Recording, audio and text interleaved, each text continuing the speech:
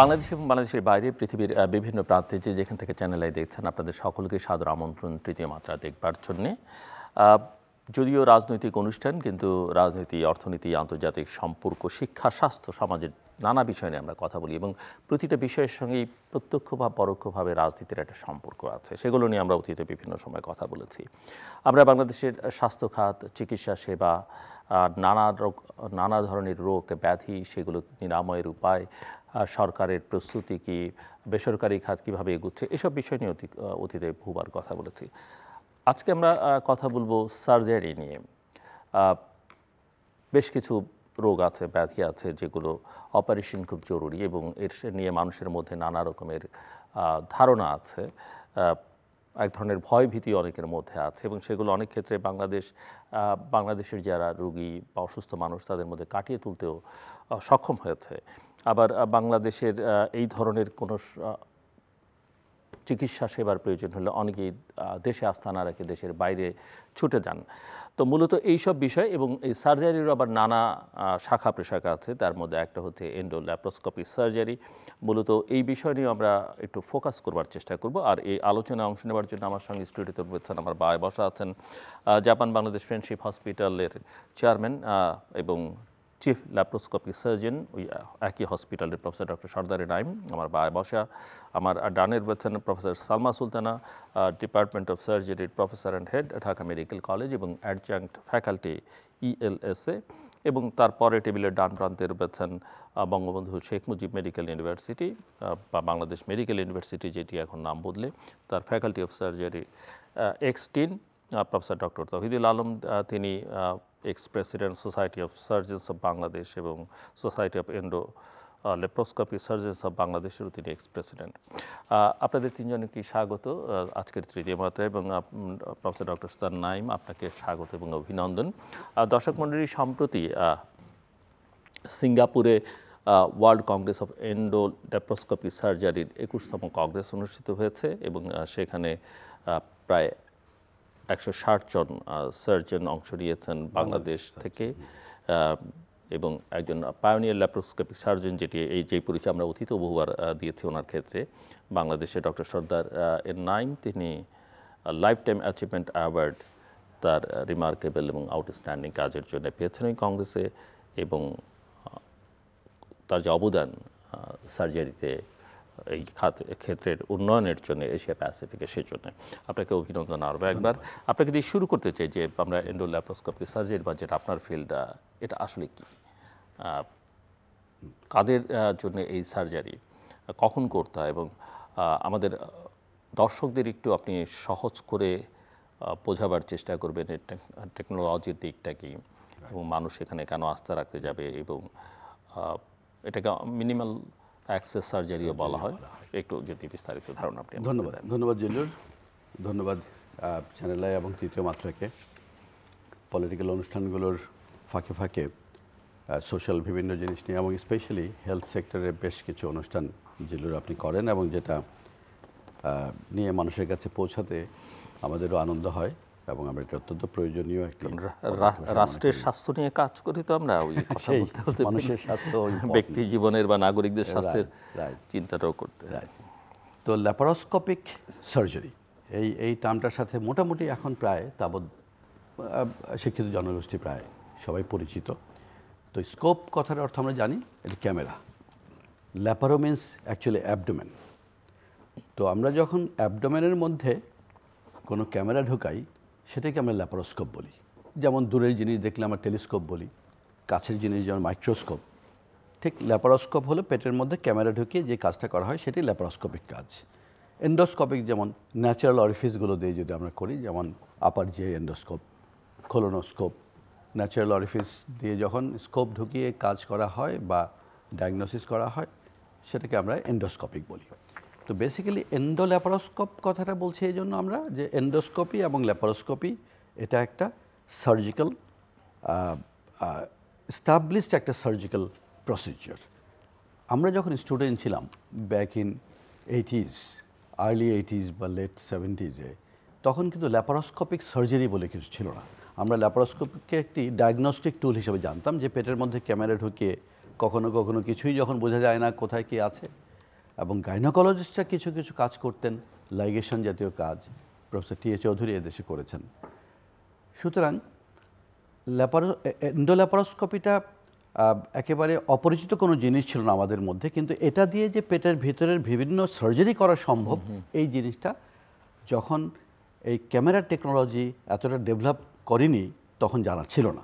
কিন্তু ক্যামেরা এবং video technology ডেভেলপমেন্টের পাশাপাশি যখন সার্জিক্যাল স্কিল এবং এক্সিলেন্ট ভিডিও ক্যামেরা বা ক্যামেরা ভিডিও টেকনোলজিকে আমরা কম্বাইন করতে পারলাম, তখন কিন্তু আমরা দেখলাম যে সাধারণত ফর এক্সাম্পল গলব্লাডার একটা অপারেশনের জন্য উপরের পেটে যেখানে আমাদের প্রায় 8-10 ইঞ্চি কেটে রিমুভ করতে হতো, কারণ আমরা পেট কাটতাম কেন? কারণ পেটের মধ্য থেকে একটা জিনিস বের করতে হলে আমাকে সেটা দেখতে হবে, না দেখে আমরা সেটা বের করতে পারবো না।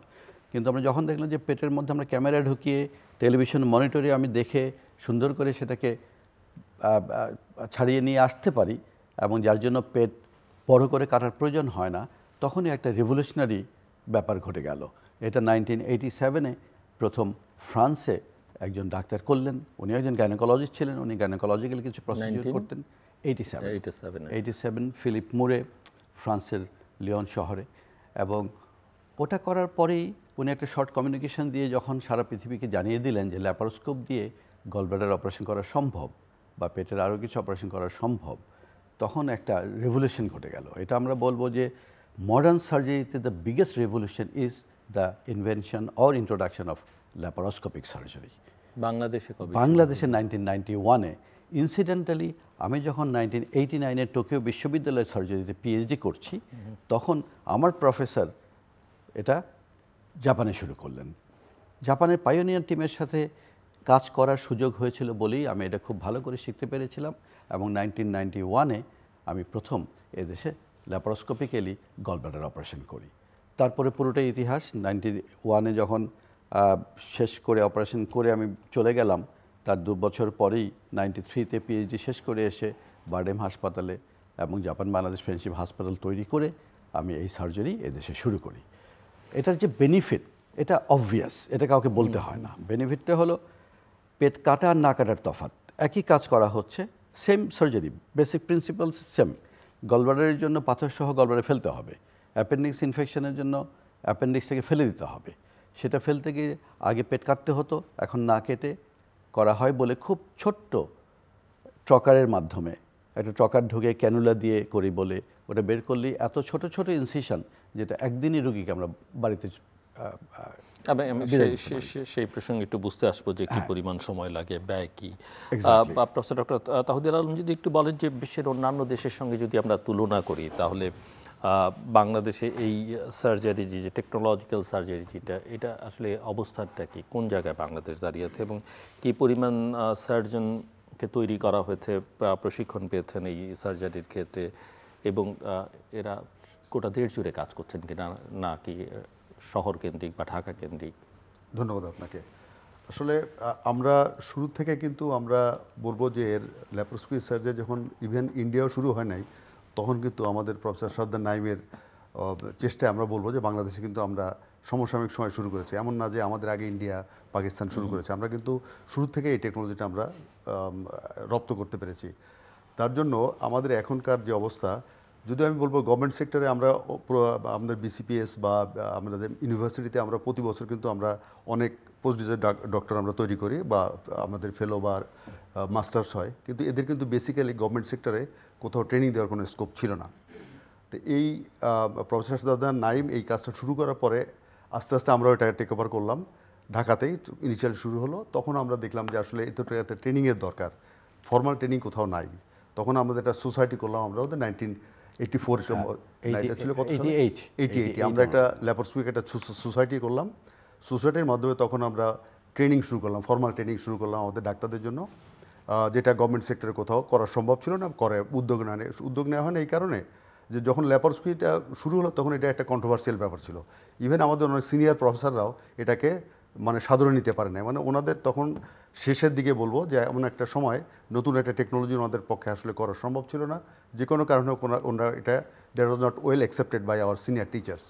যার জন্য আমাদেরকে দায়িত্ব নিতে হলো। আমরা সোসাইটির ট্রেনিং প্রোগ্রাম করে আজ পর্যন্ত আমার যত জানা আছে এই পর্যন্ত আমরা এন্ডোল্যাপারোস্কোপি সোসাইটির মাধ্যমে প্রায় 700 ডক্টরকে আমরা পোস্ট গ্রাজুয়েট ডক্টরকে আমরা ট্রেনিং আপ করেছি এবং এই সোসাইটির মেম্বার এখন প্রায় 2000 এবং এই আমাদের ট্রেন যে ডক্টররা আছে এরা কিন্তু এখন সমস্ত বাংলাদেশের যেমন সরকারি হাসপাতাল বলেন গভর্নমেন্ট প্রাইভেট হসপিটাল এরা কিন্তু সার্ভিস দিচ্ছে এমন না যে এই ট্রেনিংটা বিদেশ থেকে করে আসছে বা ফরেন ট্রেনিং অবশ্য আমরা করেছি অনেকেই করেছি আমরা ট্রেনিংয়ের জন্য যাই কিন্তু বেসিক ট্রেনিংটা কিন্তু আমরা এই সার্জন যারা প্রথমে প্রফেসর সর্দার নাইমের কাছ থেকে আমরা যারা শিখলাম তারাই কিন্তু একসময় ট্রেনিং ছিলাম আমরা পরে ট্রেনার হলাম ট্রেনার হয়ে কিন্তু এখন আমরা রেগুলার ট্রেনিংটা চলছে এবং আমাদের সোসাইটির তরফ থেকে এখন বোধহয় মোর দ্যান 700 ডক্টরকে আমরা ট্রেনিং দিয়েছি এবং বাংলাদেশে আমি বলবো পুরোটাই বেসরকারি সরকারি এখানে আমি বলবো সরকারি কন্ট্রিবিউশন নাই বলবো না কারণ আমরা তো সরকারি ডাক্তারে ছিলাম আমরাই ট্রেনিং দিছি এটাও সরকারি কন্ট্রিবিউশন কিন্তু যে ইনস্ট্রুমেন্ট আর সাপোর্ট বা ট্রেনিং সেন্টার যেভাবে অন্য অন্য দেশে এইভাবে গভর্নমেন্ট ওভাবে কখনো হয়তো করার সুযোগ হয় না বা চিন্তা করে না কিন্তু ট্রেনিং প্রোগ্রামটা আপনারা সরকারকে এনগেজ করা বা কনভিন্স করার চেষ্টা করেন সরকারকে আমরা থ্রু সোসাইটি আমরা বিভিন্ন সময় চেষ্টা করেছি কিন্তু যেটা হয়েছে দায়িত্বটা আমাদেরই নিতে হয়েছে যেহেতু এটা নতুন টেকনোলজি চলে এখন হয়তো ধরেন বিসিপিএসে একটা ট্রেনিং একটা সেন্টার হয়েছে আমি গভর্নমেন্টের একটা প্রজেক্ট নিয়ে আমি তখন মেডিকেল ইউনিভার্সিটিতে একটা ওয়ার্ল্ড ব্যাংকের প্রজেক্ট নিয়ে আমি একটা ট্রেনিং ইনস্টিটিউট করছি এইভাবে আমরা সরকারের ভিতর থেকে আমরা ব্যক্তিগত পর্যায়ে উদ্যোগে কিন্তু এই ট্রেনিং সেন্টার এখন মোটামুটি সব মেডিকেল কলেজে এই বেসিক ট্রেনিংয়ের জন্য কিন্তু একটা ল্যাব তৈরি হয়ে গেছে এটা গভর্নমেন্টের উদ্যোগে আমি বলবো গভর্নমেন্ট ডেফিনেটলি গভর্নমেন্টের একটা পার্ট এখানে আছেই তা যেটা বলবো যে এখন যদি ওয়ার্ল্ড স্ট্যান্ডার্ড চিন্তা করেন যে ওয়ার্ল্ড ওয়াইড যেখানে যে ধরনের সার্জারি হয় laparoscopically most of the surgery কিন্তু আমাদের হয় ল্যাপারোস্কোপির জন্য পার্টিকুলারলি আমি দেখি না কোনো পেশেন্ট সিঙ্গাপুর যাচ্ছে বা ইন্ডিয়া যাচ্ছে এখন দরকার হয় না এটা ইন্ডিভিজুয়াল চয়েস হয়তো অনেকে যায় সিঙ্গাপুর বা ব্যাংকক বা ইন্ডিয়া কিন্তু যে সার্জারিগুলো ল্যাপারোস্কোপিতে সম্ভব everything is possible in Bangladesh now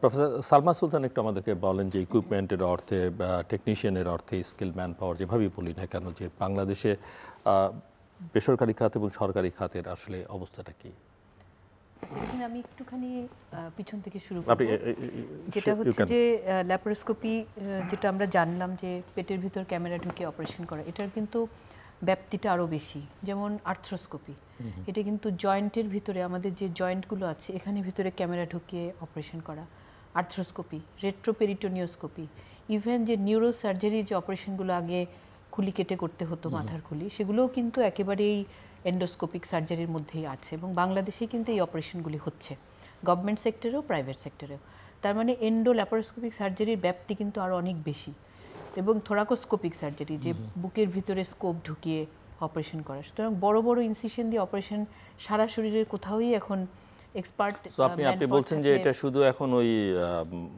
gall bladder বা এর মধ্যে এটাকে বলা হচ্ছে গল ব্লাডার বা অ্যাপেন্ডিক্স হচ্ছে বেসিক ল্যাপারোস্কোপি কিন্তু অ্যাডভান্সড এন্ডোস্কোপিক সার্জারি বলতে এটা একদম ব্রেইনের ভিতরের অপারেশন জয়েন্টের ভিতরে অপারেশন বুকের ফুসফুসের ভিতরে অপারেশন সবই কিন্তু এন্ডোস্কোপিক সার্জারির মধ্যে সবই বাংলাদেশে হচ্ছে এবং এক্সপার্ট ম্যান পাওয়ার আছে গভর্নমেন্ট সেক্টরেও আছে প্রাইভেট সেক্টরেও আছে এখন যেটা হচ্ছে ট্রেনিংয়ের যে বিষয়টা সাকসেস রেট কিরকম অবশ্যই সাকসেস রেট ভালো এবং কারণ যারা করছেন এই সার্জারিগুলো সেগুলি তারা তো ট্রেইনড আপ হয়েছেন দেশে বেসিক সার্জারিতে ট্রেইনড আপ হয়েছেন এবং অ্যাডভান্স সার্জারিগুলিতে বাইরে থেকে ট্রেইনড আপ হয়ে এসছেন এখানে আমি একটু বলবো যে গভর্নমেন্টের আমরা যেটা আশা করি যে গভর্নমেন্টের একটি ইনিশিয়েটিভ থাকবে ইয়াং সার্জন যখন একজন পোস্ট গ্রাজুয়েট সার্জন আসলো তার ইন্টারেস্ট অনুযায়ী যে সরকারি তত্ত্বাবধানে একটা প্রপার ট্রেনিংয়ের জন্য পাঠানোর জন্য সেই উদ্যোগটা কিন্তু আমাদের গভর্নমেন্ট সেক্টরে বা হেলথ সিস্টেমে নাই আমরা যারাই এক্সপার্ট হয়ে এসেছি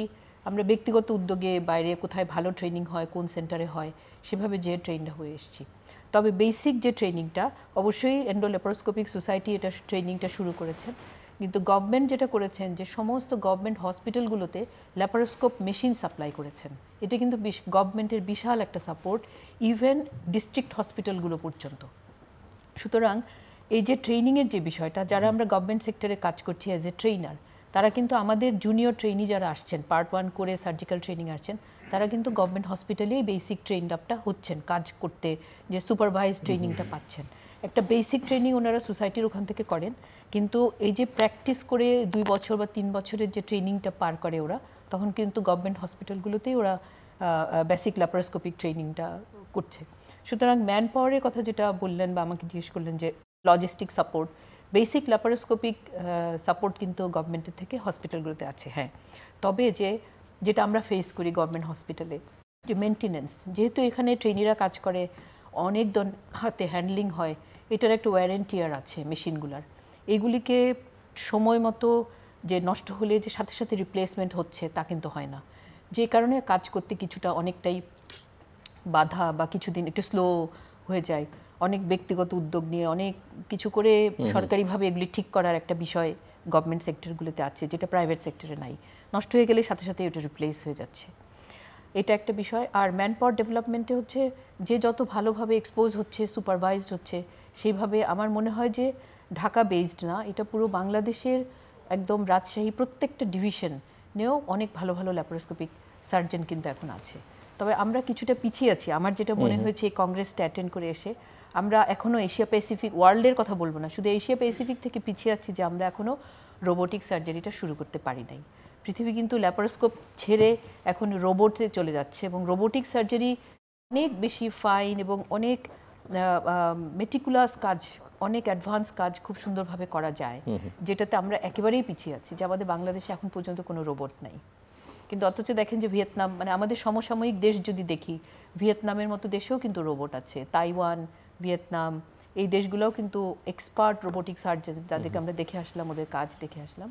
এটা একটুখানি আক্ষেপ মানে সরকারি ডাক্তার হিসেবে আমার আছে। আপনি কিছু বলতে চাইছেন এই জায়গায়? না, আসলে ওইখানটাই আমাদের লিমিটেশন ওইখানে। রোবটটা এমন একটা মানে ইনিশিয়াল প্ল্যাটফর্মটা এত এক্সপেন্সিভ, নাহলে প্রাইভেট সেক্টর অনেকে আনতে পারতো, আনছে না। এক্সপেন্সিভ একটা ইনস্ট্রুমেন্টাতে মেনটেনেন্স অনেক, এটাও এক্সপেন্সিভ। এটা গভর্নমেন্টের উদ্যোগ নিতে হবে, এটা আসলে প্রাইভেট সেক্টর সম্ভব না। কেন ইনিশিয়ালি আপনার যে ইনভেস্টমেন্ট, এই রিটার্নটা আসবে না। কিন্তু ট্রেন ম্যান পাওয়ার তৈরি করতে গেলে কাউকে না কাউকে স্টেপ নিতে হবে। কর্পোরেট হসপিটালে চিন্তা করে যে আমি একটা 20 কোটি টাকাতে মেশিন কিনলে রিটার্ন কবে আসবে? রিটার্ন আসবে না ইনিশিয়ালি। তাহলে এটা একদম রিটার্ন আসবে না কেন মনে হয়? মানে কর্পোরেট সেক্টর তারা তো প্রথম দিন থেকে খাদ্য এবং চিকিৎসা, এখানে তো আপনি যদি ভালো সার্ভিস সেবা দিতে পারেন, এখানে তো এটা কনজিউমারের অভাব আছে বলে মনে হয়। আমার মনে হয় কি স্যার, আমি একটু যদি অ্যাড করি, রিটার্নের বিষয়টা প্রাইভেট সেক্টরে মনে হয় চিন্তা করে, কিন্তু গভর্নমেন্ট সেক্টরে তো রিটার্নের বিষয় নাই। গভর্নমেন্ট সেক্টরে আমাদের প্রচুর পেশেন্ট, এবং এই রোবট যদি গভর্নমেন্ট সেক্টরে আসে এবং গভর্নমেন্ট যদি আমাদেরকে ট্রেনড আপ করে আনে, তাহলে কিন্তু এই রোবট ইউজ হবে। যেটা আমি মনে করি চ্যালেঞ্জ হবে গভর্নমেন্টের জন্য, এই যে মেনটেনেন্সের কথা বলছি, আমাদেরকে, আমরা জানি যে রোবট কিনা কিন্তু গভর্নমেন্টের জন্য কোনো বিষয় না, কিন্তু মেনটেন করা, এটার যে কস্ট মেনটেন করা, সেইটা একটা একদম আনইন্টারাপ্টেড সাপ্লাই থাকতে হবে। গভর্নমেন্টের পলিসি মেকারদের এভাবে করতে হবে, তা না হলে এখানে রিটার্নের বিষয় না। রিটার্নটা হয়তো প্রাইভেট সেক্টরে যারা এন্টারপ্রেনার, ওনারা চিন্তা করে যে কয়জন পেশেন্ট এই পেমেন্ট করে টাকা দিয়ে এই রোবোটিক সার্জারি করবে, তখন রিটার্ন কবে আসবে, কিন্তু গভর্নমেন্টের তো চিন্তাটা নাই। আমার মনে হয় যে গভর্নমেন্ট সেক্টরে এটা আসলে। ডক্টর নাইম কি মনে করেন? আপনি তো পায়োনিয়ার ল্যাপারোস্কোপি সার্জারি, তো এখানে পায়োনিয়ার হবার কোনো সুযোগ বা কোনো জায়গা তৈরি করবার স্কোপ আছে কিনা? না, নিশ্চয়ই। আমি মানে অত্যন্ত ইম্পর্টেন্ট কথা তুলেছে সালমা এবং তৌহিদ ভাই। তো যে কথাটা আপনি প্রথমে বলছিলেন যে এই যে মিনিমাল অ্যাক্সেস সার্জারি, বেসিক্যালি কিন্তু যখন ল্যাপারোস্কোপিক সার্জারি শুরু হয় as a whole endo laparoscopic surgery, তখন এই নোমেনক্লেচারগুলো, নাম নিয়েও কিন্তু আমরা কনফিউশন ছিলাম। আমরা এটাকে প্রথমে মিনিমাল ইনভেসিভ সার্জারি বলতাম, কিন্তু পরে দেখা গেল যে আমাদের এটা ম্যাক্সিমাম ইনভেশন হচ্ছে ভিতরে, কিন্তু অ্যাক্সেসটা মিনিমাম, ইভেনচুয়ালি এটাকে আমরা মিনিমাল অ্যাক্সেস সার্জারি নাম দিয়েছি। এই মিনিমাম অ্যাক্সেস সার্জারি কিন্তু শরীরের সব জায়গাতেই সম্ভব। সেই কথাটাই বলতে যেয়ে বলছি যে এই জন্য আমরা মনে করি যে মিনিমাল অ্যাক্সেস সার্জারি আলাদা কোনো স্পেশালিটি না, দিস ইজ নাও এ মানে ইম্পর্টেন্ট পার্ট বা মোস্ট ইম্পর্টেন্ট। আরো একটা কৌতূহল থাকবে, এগুলোর ব্যয় কি রকম, সময় কি রকম লাগে, এই কথাগুলোতে আমি আসছি সাধারণভাবে, এবং অ্যাভেইলেবিলিটি কি, এটা এই যে মিনিমাল অ্যাক্সেস সার্জারির জন্য যে বর্তমানে যে ল্যাপারোস্কোপিক সার্জারির ইনস্ট্রুমেন্ট সারা বাংলাদেশেই যেমন গভর্নমেন্টে ছড়িয়ে দিয়েছে, এবং আমাদের কাছেও প্রাইভেট সেক্টরেও এটা খুব অ্যাভেলেবেল হয়েছে এখন। কিন্তু to tell you very frankly, জার্মানির জিনিস যেগুলো একসময় আসতো, সেগুলো চাইনিজ জিনিস যেগুলো আসছে, আমরা কোয়ালিটি ওয়াইজ আহামরি ডিফারেন্স দেখি না। হয়তো ডিউরেবিলিটির একটা ব্যাপার আছে, কিন্তু তারপরে আমরা কিন্তু খুব আরামেই আমাদের ছেলেপেলেরা কাজ করতে পারছে, এবং যার জন্য মোর দেন 700 সার্জন এখন অ্যাক্টিভলি এই ফিল্ডে কাজ করছে। এবং ব্যয়ের কথা যদি বলা হয়, হয়তো ইনস্ট্রুমেন্টের কারণে কিছুটা খরচ বাড়ে, কিন্তু হসপিটালাইজেশন যেখানে 7 দিনের জায়গায় 1 দিন হয়ে যাচ্ছে, ওষুধপত্র যেখানে যা লাগতো তার তুলনায় 10 ভাগের 1 ভাগ লাগছে, এবং রোগী তার early return to his normal work হচ্ছে, তার কসমেসিস ডেফিনেটলি একটা বিরাট ইম্পর্টেন্ট ফ্যাক্টর, এগুলো মেনটেন হচ্ছে। তাতে কিন্তু আমরা দেখেছি ওপেন সার্জারি এবং ল্যাপারোস্কোপিক সার্জারির মধ্যে আহামরি কোনো কস্টের কোনো তফাৎ আমরা এখন আর দেখি না। So this is a very good news. একসময় ল্যাপারোস্কোপিক সার্জারি একটু বেশি এক্সপেন্সিভ মনে হতো বিকজ যন্ত্রপাতিগুলো এবং এগুলোর মেনটেনেন্স এবং যন্ত্রপাতিগুলো দিয়ে আমরা কতগুলো সার্জারি করতে পারবো সেই জিনিসটাও আমাদের জানা ছিল না, যার জন্য প্রথম দিকে একটু কস্ট ইনভলভমেন্টটা হয়তো বেশি ছিল। সবচেয়ে ইম্পর্টেন্ট যে জিনিসটা আমি বলি, আমাদের দেশে প্রাইভেট সেক্টরেই তো এগুলো সব হয়েছে। 91 বা 93 থেকে যেটা ল্যাপারোস্কোপিক সার্জারি প্রাইভেট সেক্টরে আমরা শুরু করেছি, সেটা গভর্নমেন্ট সেক্টরে শুরু হয়েছে 98-এর পরে। আমার মনেই আছে ঢাকা মেডিকেল কলেজে 98-এর পরে শুরু হয়েছে। এখন আউট অফ পকেট যে আমাদের রোগীরা পে করে, সেই পেমেন্টে কিন্তু খুব ভালো চিকিৎসা দেওয়া সম্ভব হয় না, কারণ রোগীরা নিজের পকেট থেকে যখন পে করে, ইন্স্যুরেন্স সিস্টেম না থাকার কারণে, যেমন গভর্নমেন্ট সেক্টরে আমরা তো বলি যে ফ্রি গভর্নমেন্ট দিচ্ছে, কিন্তু basically nothing is free in this world. Government also is paying for that. At the end of the day সেটার প্রপার মেনটেন্যান্স সেই জন্যই হয় না, কারণ আমাদের গভর্নমেন্ট সেক্টরে যেই বাজেটটা দেওয়া হয়, হাসপাতালগুলোতে যেই বাজেট দেওয়া হয়, সেই বাজেট প্রপার ইউটিলাইজেশন থেকে শুরু করে, এবং বাজেটের ঘাটতিও একটা ব্যাপার আছে। সব কিছু মিলে যদি, যে কথাটা সালমা বললেন যে একটা মানে স্ট্রিক্ট পলিসি এবং সেই পলিসিকে ফলো করার মতো একটা সিস্টেম যদি ডেভেলপ না করি, তাহলে আমরা গভর্নমেন্ট সেক্টরে কিন্তু রোবট এনে কাজে লাগাতে পারবো না। আমি আপনাকে একটা ইনফরমেশন দিই, এই যে আপনার সারা বাংলাদেশে ইভেন জেলা হাসপাতালগুলোতে ল্যাপারোস্কোপিক সেট দেওয়া হয়েছে, সবগুলো সেট কি ব্যবহৃত হচ্ছে না। কারণ কোনো জায়গাতে ম্যান পাওয়ারের অভাব আছে। আমরা কিন্তু মেশিন কিনে ফেলি, ম্যান বিহাইন্ড দ্য মেশিন হিসাব না করি। তার কারণ মেশিন কেনাকাটার মধ্যে এক ধরনের বিভিন্ন রকমের ভেস্টেড ইন্টারেস্ট চলে আসে, এবং সারা বাংলাদেশে প্রচুর মেশিন কেনা হয়েছে যেগুলো বছরের পর বছর বাক্সবন্দি থেকে নষ্টই হয়ে গিয়েছে।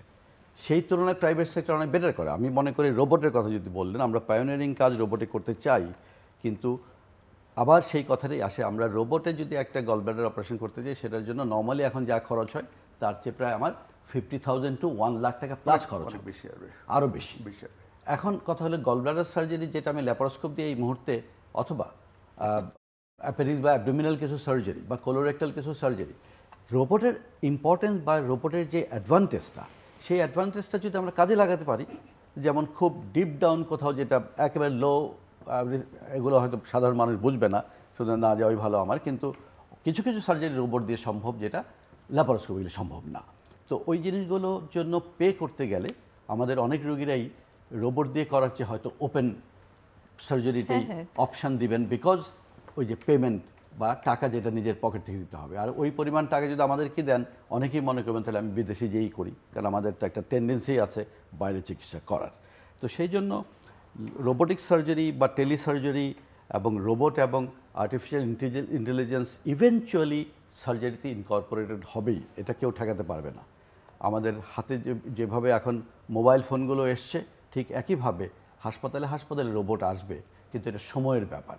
এখানেই হলো গিয়ে আমাদের গভর্নমেন্টকেই এগিয়ে আসতে হবে। প্রাইভেট সেক্টর এত বড় রিস্ক নিতে যাওয়ার আগে, যেমন আমি নিজে একটা প্রাইভেট হাসপাতালের মালিক, আমাকে যদি বলা হয় জাপান বাংলাদেশ ফ্রেন্ডশিপ হসপিটাল থেকে রোবট আমরা ইন্ট্রোডিউস করতে পারি কি না, নিশ্চয়ই আমরা পারি, কিন্তু সেই রোবটটা আমার ইভেনচুয়ালি কস্ট ইফেক্টিভ বা এটা টাকাটা আমার ফেরত আসবে কিনা, সেই জিনিসটা যদি আমি হিসেব না করি, তাহলে তো আমি একটা বিরাট ফিনান্সিয়াল বার্ডেনের উপরে পড়ে যাব। সেজন্য আমি মনে করছি যে রোবট যদি আসে, এটা গভর্নমেন্ট সেক্টরে আসতে হবে এবং গভর্নমেন্ট সেক্টরে পেশেন্টের সার্ভিস হবে। আরেকটা জিনিস হবে, যেটা হচ্ছে আমাদের ট্রেনিরা ট্রেইনড আপ হবে। অ্যাটলিস্ট গভর্নমেন্ট সেক্টরের যে ট্রেনিং এর যে সুযোগটা, সেই জিনিসটা একটা প্রাইভেট পেশেন্টের উপরে কিন্তু করা ওইভাবে যায় সম্ভব না। সেই জন্যই আমাদের তো মেডিকেল কলেজগুলো ট্রেনিং ফ্যাসিলিটিস তো ওভাবেই আমাদের ডেভেলপ করতে হয়, এবং সেভাবে আমরা করছি। কারণ ল্যাপারোস্কোপিক সার্জারি রিসেন্টলি মানে সারা বাংলাদেশে এমনভাবে পরিচিতি পেয়েছে। আমার কাছে কিছু রোগী এসে বলেন যে স্যার আমাকে পেট কাটবেন না, লেপ্রোসি দিয়ে করে দেন, বা আমাকে স্যার কম্পিউটার দিয়ে করে দেন। কিন্তু মানুষ কিন্তু ভালো, কারণ ল্যাপারোস্কোপ টার্মটা কিন্তু it's not an easy term for general people to speak out. সুতরাং একটা মানুষ যখন জানে যে এটার বেনিফিটটা হলো যে আমার পেট কাটা হবে না, আমি একদিনের মধ্যে বাড়ি চলে যাব, একই অপারেশন হবে, সুতরাং তারা যেভাবেই হোক এটাকে চান, তারা কম্পিউটারে দিয়ে করে দেন বা লেপ্রোসি দিয়ে করে দেন, এইসব কথা বলেও আমাদেরকে তারা বোঝান যে তারা এই অপারেশনটাই চান। তো এটাই হলো কি অ্যাডভান্টেজ, কারণ ল্যাপারোস্কোপিক সার্জারি বা ইন্ডোল্যাপারোস্কোপিক সার্জারির যে অ্যাডভান্টেজ, এটার ব্যাপারে কোনো দ্বিমত নাই সারা পৃথিবীতে, এটা মানুষ এমনিতেই বুঝে, যার জন্য এটার অগ্রযাত্রা বা এটার এটা যেমন already it has become a part of every speciality, এটাকে ঠেকানোর আর কোনো উপায় নেই। সুতরাং সারা পৃথিবীর সাথে সালমার ওই কথাটাকে আমি পিক করেছি যে আমরা এবার ওয়ার্ল্ড কংগ্রেসে যে দেখলাম যে কত জুনিয়র এবং কত ইয়াং সার্জনরা is even doing better in laparoscopic surgery because this is like computer and video game, robotic surgery. আপনার রোবোটিক সার্জারি, কারণ আপনি কাজ করছেন পেটের মধ্যে আর দেখছেন হলো গিয়ে মনিটরে। তাতে হচ্ছে কি এই যে ভিডিও গেম যারা ছোটবেলা থেকে খেলে এসছে তাদের ফিঙ্গার্স আর মোর কি বলবো যে expert than the people who started late. আমাদের নলেজ আছে হয়তো, কিন্তু আমাদের সেই হাতের ওরিয়েন্টেশন নাই, যার জন্য কিন্তু ইয়াং জেনারেশন সার্জনরা আর doing much better in robotic and laparoscopic surgery. এবং এটা আগামী জেনারেশনে আমাদের দেশেও ইনশাল্লাহ আগামী জেনারেশনে রোবোটিক সার্জারি এবং টেলি সার্জারি, কারণ আপনি ঢাকাতে বসে চিটাগাং একটা রোগীর উপর অপারেশন করতে পারবেন। দ্য মাস্টার মানে রোবট যদি ঢাকাতে থাকে, স্লেভ রোবট যদি চিটাগাংয়ে থাকে, রোগীর উপরে সেই অপারেশনটা ঢাকাতে বসে একজন সার্জন করতে পারবে। এই ধরনের টেলি সার্জারি আপনি আশাবাদী যে এটা নিশ্চয়ই আমরা দেখব? কত বছর লাগতে পারে ধরেন বাংলাদেশের যা সারা পৃথিবীতে এখনই হচ্ছে, তো বাংলাদেশে আসতে এটা তো খুব বেশি সময় লাগার কথা না। এটা শুধুমাত্র কিছু মানুষের সদিচ্ছার ব্যাপার আছে। এটা একবার যদি কেউ শুরু করে আমি মনে হয় এই প্ল্যাটফর্মে কথাটা বলাটা ভালো দেখায় না, কিন্তু জেলুর একটা দুঃখের কথা বলি, সেটা হলো যে এখনো আমাদের গভর্নমেন্ট সেক্টরে যারা কাজ করেন তাদের ইভেন একটা কনফারেন্স অ্যাটেন্ড করার জন্য একটা স্পেশাল জিও নিতে হয়। গভর্নমেন্ট অর্ডার কনফারেন্স অ্যাটেন্ড করবেন, একটা ট্রেনিংয়ে যাবে 1 সপ্তাহের জন্য, জিও নিতে হবে এমনভাবে, এবং সেটা প্রুভও করতে হবে যে উনি যে ট্রেনিংয়ে যাচ্ছেন এই ট্রেনিংয়ের জন্য যত ফরেন কারেন্সি খরচ হবে এটা বাংলাদেশ থেকে খরচ হবে না, এটা ওই দেশ থেকেই খরচ হবে। তো এই যে ব্যাপারগুলো দিয়ে আমাদেরকে আটকে রাখা হয়েছে, যেখানে গভর্নমেন্টের উচিত কিছু টাকা বরাদ্দ করা যে আমাদের সার্জনগুলোকে বাইরে পাঠিয়ে তাদেরকে ট্রেনিং দিয়ে নিয়ে এসে কাজ করানো, সেটা না করে তারা কনফার্ম করছেন যে আমাদের টাকা যেন বাইরে খরচ না হয়, সেটা কনফার্ম করার পরই তারা জিও পান। এখানে একটা কথা বলি, এই প্ল্যাটফর্মের কথা বলতে চাই না, ওপেন প্ল্যাটফর্ম। আমি পার্সোনালি আমরা যা এখানে যা পড়াশোনা যা শিখেছি আমি, তার থেকে বেশি কিন্তু কনফারেন্সে আমি অ্যাটেন্ড করছি। বিভিন্ন ইন্ডিয়া এমন কোনো কনফারেন্স জানি অ্যাটেন্ড করতাম না। তার মানে আমরা যা জানি একটা বেসিক নলেজ আমার আছে। আমি যদি একটু রিফাইন্ড কাজটা দেখে আসি কোথাও কনফারেন্সে, তাহলে কিন্তু ওইটা আমি শুরু করতে, আমাকে কাউকে দেখাই দেওয়ার দরকার নাই। আমি জাস্ট একবার দেখি যে এই টেকনিকটা এইভাবে করা যায়, একটু মডিফাই করলে সুন্দর হয়, তাহলে কিন্তু করতে পারি। এই আমার ছেলেগুলো যদি একটা আজকে এই এলসা কনফারেন্স যারা দেখে আসলো, তাদের কিন্তু অনেকটা হয়েছে, অনেকটা আমি বলবো একটা স্টিমুলেশন হয় যে ওরা পারলে আমি পারি। আমি একটা প্রেজেন্টেশন ছিল, আমি দেখলাম আমার থেকে আমার ছেলের বয়স হবে, ছোটো ছোটো বাচ্চারা যে প্রেজেন্টেশন দিচ্ছে অনেক অ্যাডভান্স কাজ করছে, তাই না? এগুলো দেখলে নিজের কাছে লাগে যে আসলে এই কনফারেন্সগুলো অ্যাটেন্ড করা দরকার, গভর্নমেন্ট থেকে এটাকে এনকারেজ করা দরকার। না করে আমাদের পলিসি নাইম যেটা বলছে আমি বলি, অনেকে শুনবেন যে আমাদের ডিসকারেজ করা হয়, ছেলেরা যাবে তাদের জিও দেওয়া হয় না, আটকায় দেওয়া হয়, তো ওখান থেকে একটা চিঠি আনতে হয়, বিভিন্নভাবে আনতে হয়, তারপরে দেয়। কিন্তু আসলে গভর্নমেন্ট থেকে এনকারেজ করা উচিত। এখানে আমরা যা শিখি 3 দিন একটা কনফারেন্স অ্যাটেন্ড করলে আমি মনে করি যে 1 বছরে যা আমি এখানে হয়, আমার মাইন্ডটা রিফ্রেশ হয়। এখানে গেলে একটা একটা ডেভেলপ করা যায়, আমি যে দেশে গিয়ে আমি নতুন একটা কাজ শুরু করব, কনফিডেন্স ডেভেলপ করে, নতুন টেকনোলজি সম্পর্কে এক্সপোজার হয়, এবং মনে হয় যে এটা কিন্তু আমি দেশেই সার্ভিস দিচ্ছি। আমার যে পার্সোনাল ডেভেলপমেন্ট, এটা কিন্তু সেই আমি যখন অ্যাসিস্ট্যান্ট প্রফেসর ছিলাম তখন থেকে যে কনফারেন্সগুলি অ্যাটেন্ড করতাম, সেখান থেকেই কিন্তু শেখা, কারণ সারা পৃথিবীর এক্সপার্টরা আসেন এবং সেখান থেকে কিন্তু লার্নিং হয়, এবং সেটা কিন্তু আলটিমেটলি আমরা আমাদের দেশের পেশেন্ট সার্ভিসের জন্যই অ্যাপ্লাই করছি। তো আমারও মনে হয় যে আসলে এটা একটু এনকারেজিং হওয়া উচিত আর কি। একটা নেটওয়ার্কিং হয়, যে নেটওয়ার্কিং হয় এবং আমাদের ছেলেদের কনফিডেন্স লেভেল অনেক আপ হয়ে যায় যখন তারা পৃথিবীর আমার মনে হয় যে নতুন কলিগদের সাথে পরিচিত হওয়া যায়, তাদের সাথে একটা প্রবলেম পড়লে তাদের সাথে যোগাযোগ করা যায়, তারা অ্যাডভাইস করতে পারে। দেশে বসেও আমরা সারা পৃথিবীর সাথে যোগাযোগ করতে পারি। এটা কিন্তু নেটওয়ার্কিং, যেটা নাইম ভাই বললেন, যে এটা খুবই খুব ইম্পর্টেন্ট এখনকার দিনে, যে সবাইকে জানা, চেনা এবং ভিউজ শেয়ার করা। এটা আসলে ন্যাশনাল লেভেলেই এনকারেজ করা উচিত। সো আপনারা সবাই সার্জিক্যাল সোসাইটিগুলোর সঙ্গে সম্পর্কিত নেতৃত্ব দিয়েছেন। প্রফেসর তৌহিদ, আপনার কাছে বুঝতে চাই যে আমরা রোবোটিক সার্জারি, টেলি সার্জারি নিয়ে কথা বলছি, সোসাইটিগুলো আসলে কি ভূমিকা পালন করতে পারে সামনের দিনে এই জায়গায়? সোসাইটি ধরেন একটা সংগঠনের তো ফিনান্সিয়ালি অত ভায়াবল বলবো না, আমাদের সোসাইটিগুলো চলে আমাদের কন্ট্রিবিউশন থেকে। আমরা যেটা পারি, আমরা ম্যান পাওয়ার ট্রেনিং করা, বা আমাদের পার্সোনাল লিয়াজু আমার যেমন বাইরের সার্জন যাদের সাথে পরিচিত আছে, আমি হয়তো একটা ছেলে বললে পাঠা দিলে ট্রেনিং করে আনতে পারি। আমরা হয়তো অ্যাডবেস্ট এটা করতে পারি, কিন্তু একটা ইনস্ট্রুমেন্ট এনে ইনস্টল করে এটাকে ভায়াবেল করা এটা বোধহয় সোসাইটির পক্ষে সম্ভব না। কারণ কোনো সোসাইটি বোধহয় ফিনান্সিয়াল অত স্টেবল না। আমাদের সোসাইটিগুলো আমাদের কন্ট্রিবিউশন চলে, আমরা ইয়ারলি বা ইউনিয়ারলি আমরা হয়তো একটা ন্যাশনাল ইন্টারন্যাশনাল কনফারেন্স করি। আমাদের কাজ হচ্ছে আমাদের জুনিয়রদেরকে একটু গিয়ার আপ করা, আমাদের নলেজটা ডিস্ট্রিবিউট করার জন্য হয়তো কনফারেন্সে অনেকগুলো পেপার থাকে, তারা দেখে শুনে, লাইভ ওয়ার্কশপ হয়, তারা পার্টিসিপেট করে, দেখে, প্রি কংগ্রেস ওয়ার্কশপ হয়, ওখানে হয়তো তারা হ্যান্ডস অন করে। এইভাবে আমাদের লেভেলের সোসাইটিগুলো কিন্তু এইভাবে অনেক চেষ্টা করে, যেটা হয়তো অন্যভাবে সম্ভব না, কোনো ইনস্টিটিউটের সম্ভব না। সোসাইটিগুলো ধরেন একটা কনফারেন্স আমাদের এখন ন্যাশনাল কনফারেন্স হবে, আমরা 2 দিন লাইভ ওয়ার্কশপ হবে, ওরা ওখানে রেজিস্টার করবে একটা টোকেন মানি দিয়ে, ওরা দেখবে, অনেক সময় পার্টিসিপেট করবে, এইভাবে আমরা চেষ্টা করি। আর যে ধরেন রোবটের কথা যেটা বলি, এটা রোবট গভর্নমেন্টকে আনতে হবে, রোবট কোনো সোসাইটির পক্ষে সম্ভব না।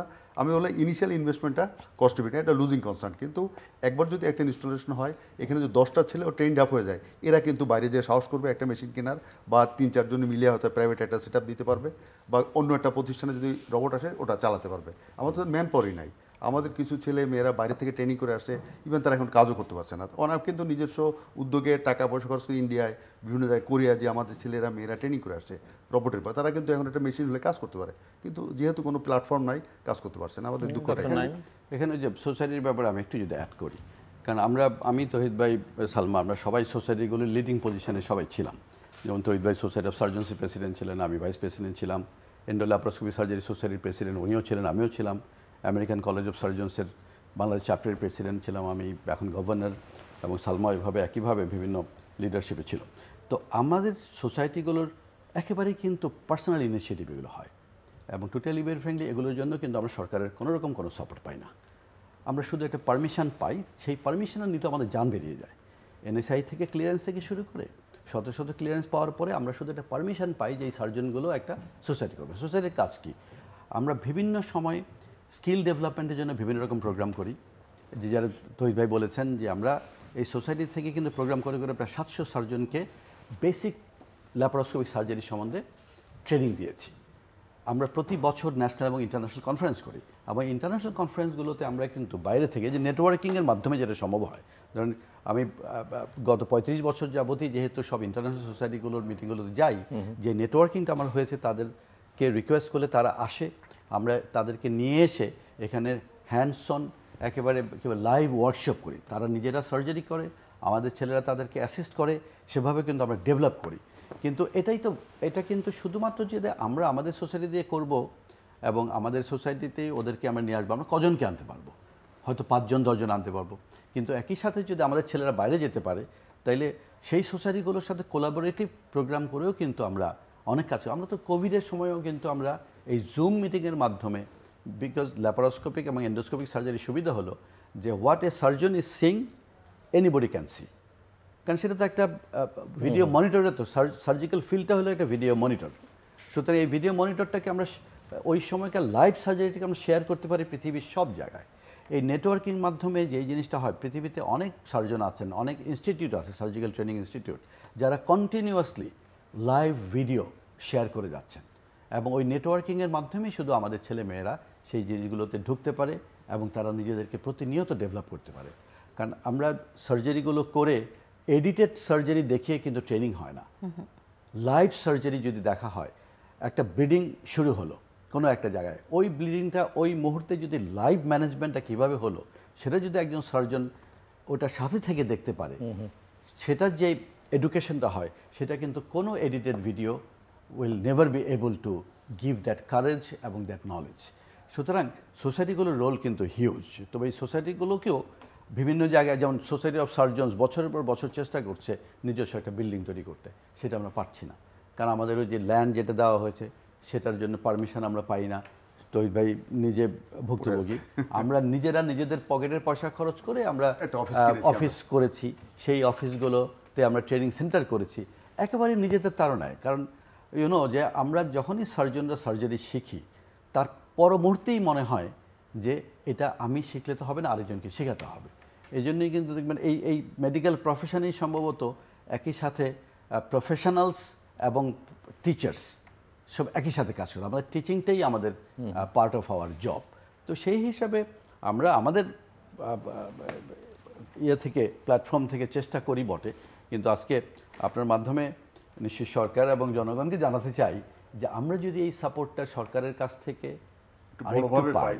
আরো বড়ভাবে পাই বা বিভিন্ন বড় বড় ইনস্টিটিউটগুলোর কাছ থেকে যদি আমরা বড়ভাবে পাই, তাহলে আমাদের জন্য এ ধরনের সার্জিক্যাল ফিল্ডকে এগিয়ে নেওয়া at per with the world করা খুব কঠিন কোনো কাজ। প্রফেসর সালমা সুলতান, আপনি রোবোটিক সার্জারির কথা বলছিলেন, ডক্টর নাইম টেলিসার্জারির কথা বললেন, এবং আমরা এখন তো যে কোনো আলোচনায় যে কোনো বিষয়ে আর্টিফিশিয়াল ইন্টেলিজেন্স এআই এর কথা বলি। সো ভবিষ্যতে সার্জারিতে এআই ইনকর্পোরেট করা হবে কি না, বা আপনি কি মনে করেন? এআই কিন্তু আসলে আমরা এআই কিন্তু অলরেডি ইনকর্পোরেটেড। এই যে আমাদের যে বলছিল যে কোলোনোস্কোপি একসময় আমরা জানতাম যে শুধু ডায়াগনোসিস করে, এরপরে কোলোনোস্কোপি দিয়ে বিভিন্ন ধরনের ইন্টারভেনশন শুরু হলো, এবং এই কোলোনোস্কোপি দিয়ে কিন্তু এখন অনেক ধরনের কোলোনিক ক্যান্সারগুলো, আর্লি স্টেজ ক্যান্সারগুলি কিন্তু অপারেশন হয়। এবং এই যে ইনস্ট্রুমেন্টগুলো, এগুলোর সাথে কিন্তু সব এখন এআই জেনারেটেড, এআই অ্যাড করা আছে। সুতরাং যে কাজটা করার জন্য সার্জনের যে এক্সপার্টিস, সেটার সাথে যখন এআইটা অ্যাড হয়, তখন কিন্তু আরও পারফেক্টলি এবং আরও প্রপারলি কাজগুলি করা যায়। সুতরাং অবশ্যই এটার সাথে এআই অ্যাডেড, এবং এই আমরা যে কংগ্রেসটায় গেলাম ওখানেও কিন্তু প্রেজেন্টেশন ছিল যে এআই অ্যাসিস্টেড যে সার্জারিগুলো, সেগুলার ইম্প্যাক্টটা কেমন হচ্ছে বা এক্সপার্টিসটা কেমন ডেভেলপ করছে। সুতরাং এআইকে আসলে বাদ দেওয়াই যাবে না, কারণ এআইকে বাদ দিয়ে ইনকর্পোরেট যদি আমরা করতে না পারি রোবোটিক্স অ্যান্ড এআই, তাহলে আমরা কিন্তু সারা পৃথিবী থেকে অনেক অনেক পিছিয়ে যাব। আপনাদের কোনো আমার এআই ব্যাপারে আমার একটা কথা, সেটা হলো যে বেসিক্যালি এআই কখনো সার্জনকে রিপ্লেস করে দিবে না, সেই ভয় আমি পাচ্ছি না, কারণ হিউম্যান উইল বি দেয়ার। আজকে যদি এআই যদি সবাইকে রিপ্লেস করে দেয়, তাহলে সার্জন যদি রিপ্লেস হয়, তাহলে তো জিলুর আপনিও রিপ্লেস হয়ে যাবেন, আর কোনো হোস্ট লাগবে না, একদম AI can host any program anywhere. সুতরাং ইভেনচুয়ালি হিউম্যানকে রিপ্লেস করে দেওয়ার মতো সিচুয়েশান এআই আনবে না, কিন্তু এআইকে ইনকর্পোরেট করে সার্জনস এবং এআই থেকে যদি সার্জন তার বেনিফিটটা নেওয়ার জন্য এআইকে ব্যবহার করে এবং সেটা যদি পেশেন্টের বেনিফিটে কাজে লাগে, তাহলে definitely AI will B A blessing for the surgeons and coming generation medical field, medical education. এইভাবে কোনো আসলে আমি এখানে একটু বলি যে আমি এটা জানি সবাই, আমি কিছু এন্ডোস্কোপি কিছু ইন্টারভেনশন করি। আমরা যে এন্ডোল্যাপ্রোস্কোপি সার্জারি বলি, এন্ডোস্কোপি পার্টটা আমি করি, মানে which are possible on the earth intervention আমি সবগুলো করি এখানে। এখন যেটা বলতে চাচ্ছি যে এআইটা সবচেয়ে বেশি ইনকর্পোরেট হয়ে গেছে আপনার এন্ডোস্কোপিতে।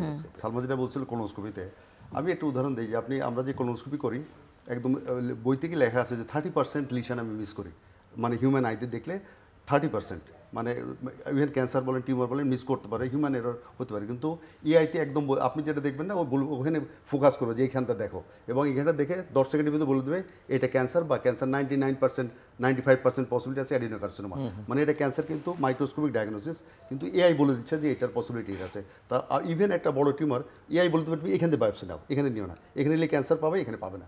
তো এই ধরনের যে এআই ইনকর্পোরেট হয়ে গেছে, সব জায়গায় চলে আসছে, এটা চলে আসতেছে, এবং এত ফার্স্ট নাইম যেটা বললো যে হিউম্যান বিং তো রিপ্লেসড হবে না, হিউম্যান এররের কথা বলছেন, হিউম্যান এরর, কিন্তু এআইতে এআই এরর আছে, ওই যে 4%, 5% বললাম, কারণ এআই বেসিক্যালি কি, আমরা ধরেন 1,000 লাখ ইনপুট দিলাম, ওটার সাথে সে ম্যাচ করে। আপনি যদি একটা পার্টিকুলার প্যাথোলজি ইনপুট না দিয়ে থাকে, ওটা ধরতে পারবে না, ওইখানে এআই দুর্বলতা জায়গায় যে আমি ওর মেমোরিতে কতটা ইনপুট দেওয়া আছে, যত আপনি বেশি ইনপুট দেবেন ওর রিপোর্টটা তত অ্যাকুরেট হবে। কিন্তু কোনো একটা আনইউজুয়াল ফাইন্ডিংস তো লাখে একটা আসে, ওইটা যদি আপনার ফাইন্ডিংস আছে, ও কিন্তু ওইটা দিতে পারবে না। তার মানে যেটা বললাম যে আমাদের হিউম্যান যে পার্টটা রয়ে গেছে, ওইটা নিয়ে বায়োপসি করে আমরা বলবো ক্যান্সার, ও তারপরে ও যেটা বললো যে আপনার 95% বলে দিচ্ছে যে ক্যান্সার, বা আমি যে লিশনটা হয়তো মিস করলাম, যে এখানে দেখলাম, ও আমাকে গাইড করলো যে আপনি এখানে দেখেন, এখানে কিন্তু এটা মিস হচ্ছে, তাই না? তো এআই ডেফিনেটলি আমাদের এই পার্টিকুলার এন্ডোস্কোপিতে এটা এতভাবে ইনকর্পোরেট হয়ে গেছে যে এআই ছাড়া 2 দিন পর চলবেই না। আপনি যারা এআই টেকনোলজি ইউজ করবে, দেখবেন সবাই তার কাছেই যাবে, কেন ও মিস করবে অনেক কম। আমি যেটা মিস করবো, এটা তো আসলে একদম এআই এর উপরই ডিপেন্ডেন্ট তা না, এটা তো হিউম্যান ব্রেইন অ্যান্ড এআই, যখন দুইজন একসাথে কাজ করবে তখন কাজটা অনেক পারফেক্ট হয় বা হচ্ছে। সেই কারণে এআই এর ইনকর্পোরেশন লাগবে, কিন্তু 100% এআই যা বললো তাই করলেন তা তো না। এখানে তো সার্জনের ব্রেইনটাও কাজ করছে, তার এক্সপার্টিস, তার অভিজ্ঞতা, সবকিছু মিলিয়ে এআই ইনকর্পোরেটেড হলে পারফেকশনটা ভালো হয়। সো আমরা এতক্ষণ যে আলোচনা করলাম, এই আলোচনায় কোনো কিছু মিস করেছি, বা আপনি কোনো কিছু যোগ করতে চান যেটা আসলে দর্শকদের জানা বা বোঝা দরকার? আসলে আমি মানে অ্যাড করতে চাই যে আমরা সার্জনরা বা চেষ্টা করি সবসময় ওয়ার্ল্ড স্ট্যান্ডার্ড সার্ভিস আমাদের পেশেন্টদেরকে দেওয়ার জন্য, এবং সেই জন্য যে এক্সপার্টিস ডেভেলপমেন্ট সেটাও কিন্তু আমরা এখন পর্যন্ত ব্যক্তিগত উদ্যোগেই করছি। আর আমাদের এটা খুব দুঃখজনক হলেও সত্যি, আমাদের পেশেন্টদের একটা টেন্ডেন্সি আছে একটু বাইরে চলে যাওয়ার বা বাইরের দেশে যে চিকিৎসা নেওয়ার। কিন্তু আমি গভর্নমেন্ট সেক্টরে, আমার রিটায়ারমেন্ট খুবই কাছাকাছি, এই যে আমি সারা জীবন গভর্নমেন্ট সেক্টরে কাজ করলাম, সেই অভিজ্ঞতা থেকেই আমি বলতে পারি যে আমরা কিন্তু পৃথিবী থেকে যে খুব পিছিয়ে আছি তা না, এবং সব ধরনের চিকিৎসাই কিন্তু গভর্নমেন্ট সেক্টরেও, প্রাইভেট সেক্টরে তো অবশ্যই ট্রিটমেন্ট প্রোভাইড করা যায়। হ্যাঁ, তবে আমাদের ট্রেনিং ফ্যাসিলিটিস যদি অনেক ভালো হয় তাহলে কিন্তু আরও অনেক ভালোভাবে আমরা সার্ভিসটা দিতে পারবো। এবং আমি আমার রুগীদেরকে বলবো যে ডাক্তারদের উপরে, আসলে তো আমরা ডাক্তাররা তো সোসাইটিরই একটা অংশ, যে সোসাইটিতে প্রতিটা সেক্টরে কিছু না কিছু দুর্বলতা, উইকনেস, স্খলন আছে, সেখানে ডাক্তাররা তো এটার বাইরে না। সুতরাং ডাক্তারদের কাছ থেকে রুগীদের যে একদম 100% ওয়ার্ল্ড স্ট্যান্ডার্ড সার্ভিস আশা করেন, এবং একটু বিচ্যুতি হলে এটা নিয়ে অনেক ধরনের রিপারকেশন হয়, এবং মিডিয়াগুলোতে ডাক্তারদেরকে অনেক ধরনের অনেক কিছু ফেস করতে হয়, এবং না জেনে অনেক অনেক কথা ফেসবুকে বা বিভিন্ন জায়গায় লিখে ফেলে। এটাতে কিন্তু আমরা আসলে খুবই দুঃখিত হই। তো আমি এজন্য আপনার মাধ্যমে বাংলাদেশের রুগীদেরকে, যারা আসলে আমাদের ফ্যামিলি ফ্রেন্ডস সবাই, এরাই তো আমাদের, আমরাই তো আমরা, তো বলবো যে মানে একটা ইউনাইটেড একতা নিয়ে চিন্তা করতে হবে যে আমরা বাংলাদেশের জনগণ কেউ কাউকে ডিসরেসপেক্টফুল হব না, সবাই সবার প্রতি রেসপেক্টফুল থাকবো, এবং যার যার প্রফেশনটা, আমি আসলে আস্থার সাথেই বলতে চাই যে আমরা আসলে এথিক্যাল, অনেস্টি, এগুলো দিয়ে ম্যাক্সিমাম মেজরিটি ডাক্তারই প্র্যাকটিস করেন। এর মধ্যে যে ব্যত্যয় নাই তা কিন্তু আমি বলছি না, সমাজের প্রতিটা সেক্টরের মতো এখানেও কিছু ব্যত্যয় আছে, কিন্তু সেটাই মেইন না, মেজরিটি কিন্তু ভালো। এই আস্থাটা আমাদের উপর রাখার জন্য বলছি। আর আমি গভর্নমেন্টের কাছে রিকোয়েস্ট রাখবো আপনার মাধ্যমে যে আমাদের সার্জনদের, ইয়াং সার্জনদের, যে পৃথিবীর সাথে তাল মিলিয়ে চলার জন্য যে ট্রেনিং প্রোগ্রামগুলি করা দরকার। আমি একটুখানি বলি, আমি ওখানে একটা ট্রেনিং করেছি, ওয়ার্কশপ করেছি, সেটা হচ্ছে আপনার রোবোটিক ব্রেস্ট সার্জারি, রোবোটিক দিয়ে ব্রেস্ট সার্জারি করছে, এন্ডোস্কোপিক ব্রেস্ট সার্জারি, এই দুটো ওয়ার্কশপ আমি অ্যাটেন্ড করেছি। ওখানে যে ফ্যাকাল্টি ছিল, এটা অবশ্যই আমার থেকে মনে হয় 10-15 বছরের ছোট, ওর সাথে আমি কথা বলছিলাম। সিঙ্গাপুরের ওরা যখনই গ্র্যাজুয়েট MBBS করার পরে ও সার্জিক্যাল ক্যারিয়ারে পোস্ট গ্র্যাজুয়েট পাশ করলো, ওর গভর্নমেন্ট ওর জন্য একটা স্কলারশিপ অ্যারেঞ্জ করেছে ইংল্যান্ডের একটা হাই ভলিউম ব্রেস্ট সেন্টারে, যেখানে সে যে 3 বছরের ফেলোশিপ করেছে। এটা কিন্তু শুধু ও ইন্ডিভিজুয়াল না, সিঙ্গাপুরের প্রতিটা সার্জন আপনি যদি ওদের পোর্টফোলিও দেখেন, প্রত্যেককে কিন্তু হয় US নয় UKতে গভর্নমেন্টের স্কলারশিপ নিয়ে যে ট্রেনিং করে এসছে এবং ফেরত এসছে, এবং মেডিকেল এডুকেশনের একটা হয় MS নয় PhD করা আছে। এসে ও কিন্তু সিঙ্গাপুরে প্র্যাকটিস করছে এবং সার্ভিস দিচ্ছে। এবং আমি জিজ্ঞেস করলাম যে তুমি যে রোবোটিক সার্জারিটা করছে ব্রেস্ট ডিভিশনে, এটা কতদিন থেকে? ওরা বিশ্বাস করেন ওরা 21 সাল থেকে শুরু করেছে। 21 সাল থেকে 25 সালের মধ্যে ওরা সারা পৃথিবীর মানুষকে ট্রেন্ড আপ করার জন্য একটা ওয়ার্কশপ করেছে। তাহলে দেখেন যে এক্সপার্টিস ডেভেলপ করতে কিন্তু অনেক মানে একটা সাপোর্ট লাগে, টোটাল সিস্টেমের একটা সাপোর্ট লাগে। আমি গভর্নমেন্টকে রিকোয়েস্ট করব যে পলিসি মেকাররা, এখন তো অনেক নতুন নতুন পলিসি হচ্ছে, ম্যান পাওয়ার ডেভেলপমেন্টের জন্য যেন এই কাজগুলো ডাক্তারদের, সার্জনদের জন্য গভর্নমেন্ট সেক্টর থেকে করা হয়, তাহলে কিন্তু দেশের মানুষই সার্ভিস পাবে। এবং সবাই কিন্তু এই যে অনেক সার্জন আপনি জানেন এখন ইংল্যান্ড চলে যায় MRCS পরীক্ষা দিয়ে, বাইরের দেশে চাকরি করতে চলে যায়, ক্যারিয়ার বিল্ডার। আমি তো দেখি 50% ট্রেইনি আমার ঢাকা মেডিকেল কলেজে যারা, সবাই চিন্তা করে ইংল্যান্ড চলে যাবে বা বাইরে চলে যাবে। কিন্তু তাহলে কিন্তু গভর্নমেন্ট যদি এদেরকে প্রপার পরিবেশটা দেয় এবং ট্রেনিংয়ের ব্যবস্থা করে, তাহলে কিন্তু সবাই দেশেই থাকার চিন্তা করবে। হ্যাঁ, প্রফেশনাল ডেভেলপমেন্টের সুযোগটা যদি তৈরি হয়। প্রফেসর, আমি এই ইস্যুটা নিয়ে বলি যে আপনার এই যে ট্রেনিংটা, আসলে আমরাই যারা এখানে বসে আছি আমরা কিন্তু এটা নিয়ে চিন্তা করি। আমি যেমন রিটায়ারমেন্ট পরে, আমার তো এখন ধরেন টাকা পয়সা ওই দিন আমার চিন্তা নেই, আমার এখন চিন্তা ম্যান পাওয়ার ডেভেলপ করা। আমার যা আছে আল্লাহ রহমতে আমার চলে যায়, আমার অত বেশি দরকার নাই। কিন্তু আমি এখন চেষ্টা করছি কি how to develop man power. এই আমি কালকেও আপনি যেটা বলছিলেন না, প্রফেসর নাইম যেটা বলছিলেন যে আমরা ওই অনলাইনে কিছু করতে, আমরা কিন্তু কালকে আমি যে 2টা সার্জারি করছি, আমার অনলাইনে আমার যে প্রসিডিউর রুমে একটা সেট আপ করা আছে। আমি পট করে ওদের একটা মেসেজ দিই যে এখনই 2টো সার্জারি তোমরা অন করো, তো চলে আসো মানে জুমে চলে আসো। তো ওরা কিন্তু রাত 9টা পর্যন্ত আমার সাথে আমার সার্জারিটা শেয়ার করছে তারা। তাই আমি একটা প্রোগ্রাম কন্ডাক্ট করি। আমি যেহেতু এন্ডোস্কোপি এই দেশে প্রথমে শুরু করি, এন্ডোস্কোপি কিছু ম্যান পাওয়ার তৈরি অলরেডি ধরেন 400 মতো এন্ডোস্কোপিক সার্জন তৈরি করেছি এবং ফার্স্ট ব্যাচ শুরু করছি অ্যাডভান্স ট্রেনিং, মানে এরা এন্ডোস্কোপিক ইন্টারভেনশন করবে। তো ওর একটা কোর্স চলছে 6 মাসের কোর্স, তো ওইটা আমার সেন্টার থেকে আমি ট্রান্সমিট করি। তো এটা ধরেন আমার মতো একটা ক্ষুদ্র মানুষের চেষ্টা কতটুকু আর ডেভেলপ করে, এটা 20 কোটি লোকের জন্য 300 স্পেশালিস্ট নট এনাফ। তো এটা যদি গভর্নমেন্ট তরফ থেকে হয়, এই ধরনের একটা বড় একটা স্ট্যান্ডার্ড ল্যাব থাকে, আপনি গেলেন আর সবাই যে আমরা তো ওখানে পার্টিসিপেট করতে পারি, তাহলে কিন্তু এটা আরও সুন্দর হয়। তা আমাদের ব্যক্তিগত উদ্যোগে আমরা চেষ্টা করছি, কিন্তু ইট ইজ নট এনাফ। আমি এটাই বলতে চাচ্ছি যে আমার একটা সেন্টারে গ্রিন লাইফে ওখানে একটা আমি নিজস্ব সেন্টার করেছি, ওখান থেকে ধরেন আমার এই 6 মাসে আমার ওই শিডিউল দেওয়া আছে, প্রতি শনিবারে আমি ট্রান্সমিট করি, আমার অপারেশনগুলো সবাই দেখে, হলওভার বাংলাদেশ সবাই দেখে আমার যারা ট্রেনিং। এবং এখানে আপনার 5 জন আমি বিদেশি ফ্যাকাল্টি নিয়ে আসছি, ওরা ওইখানে অনলাইনে ক্লাস নেয় আমার এখানে। আমার এই 2-3 মাস ক্লাস হবে এবং তারা সবাই চায়না, ইন্ডিয়ান আছে 3 জন, পাকিস্তান আছে, এরা আমাদের এখানে এখন তো জুমের সুবিধা আছে, অনলাইনে ক্লাসগুলো থিওরিটিক্যাল পার্টটা নেয়। আর লাইভ যেটা করতে হয় মানে অনলাইন আমি দেখাই এবং প্রতি সপ্তাহে 4 জন করে ডাকে, ওরা আমার সাথে মানে পার্টিসিপেট করে।